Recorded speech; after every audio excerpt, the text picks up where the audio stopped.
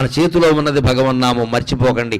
నేను మొదట చివర జీవితం అంతా చెప్పే మాట ఇది. మీరు స్మరించండి.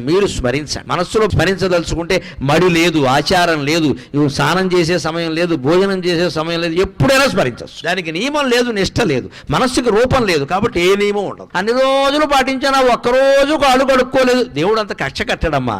దేవుడిని పిశాచం అనుకోకండి, దేవుడు ప్రియుడు. నువ్వు ఒక్కరోజు నియమం తప్పితే దేవుడు కక్ష కడతాడా?